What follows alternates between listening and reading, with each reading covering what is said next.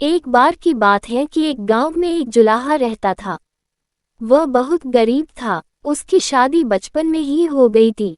बीवी आने के बाद घर का खर्चा बना था, यही चिंता उसे खाए जाती। फिर गांव में अकाल भी पड़ा। लोग कंगाल हो गए। जुलाहे की आय एकदम खत्म हो गई।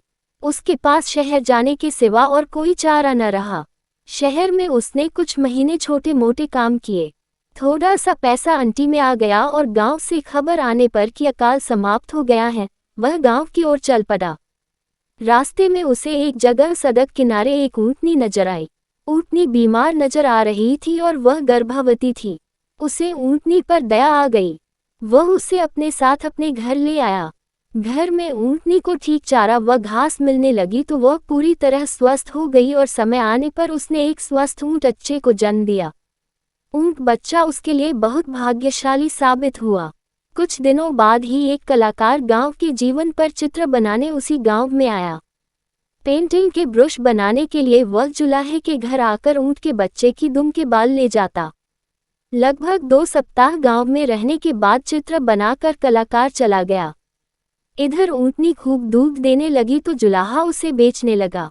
एक दिन वह कलाकार गांव लौटा और जुलाहे को काफी सारे पैसे दे गया, क्योंकि कलाकार ने उन चित्रों से बहुत पुरस्कार जीते थे और उसके चित्र अच्छी कीमतों में बिके थे। जुलाहा उस ऊँट बच्चे को अपना भाग्य का सितारा मानने लगा। कलाकार से मिली राशि के कुछ पैसों से उसने ऊँट के गले के लिए सुंदर सी घंटी खरीदी और पहना दी। इस प्रकार जुलाहे के दिन फिर गए। वह अपनी दुल्हन को भी एक दिन गौना करके ले आया।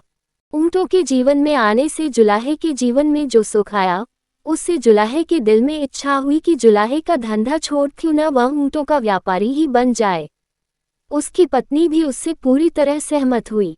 अब तक वह भी गर्भवती हो गई थी और अपने सुख के लिए ऊँटनी व ऊँट बच्चे की आभारी थी। जुलाहे ने कुछ ऊँट खरीद लिए। उसका ऊँटों का व्यापार चल निकला। अब उस जुलाहे के पास ऊँटों की एक बड़ी टोली हर समय रहती।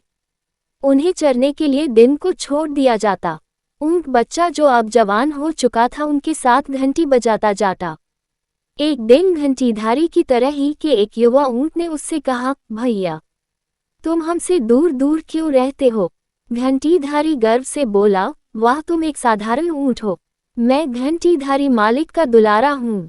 मैं अपने से ओछे ऊँटों में शामिल होकर अपना मान नहीं खोना चाहता। उसी क्षेत्र में वन में एक शेर रहता था। शेर एक ऊंचे पत्थर पर चकर ऊँटों को देखता रहता था। उसे एक ऊँट और ऊँटों से अलग थलग रहता नजर आया। जब शेर किसी जानवर के झुंड पर आक्रमण करता है तो किसी अलग थलग पड़े को ही चुनता है।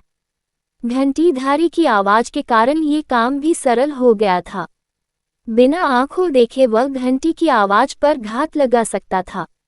दूसरे दिन जब ऊँटों का दल चरकर लौट रहा था तब घंटीधारी बाकी ऊँटों से 20 कदम पीछे चल रहा था। शेर तो घात लगाए बैठा ही था। घंटी की आवाज को निशाना बनाकर वह दौड़ा और उसे मारकर जंगल में खींच ले गया। ऐसे घंटीधारी के अहंकार ने उसके जीवन की घंटी बजा दी। सीखा, जो स्वयं को ही सबसे श्रेष्ठ समझता है उसका अहंकार शीघ्र ही उसे ले डूबता है।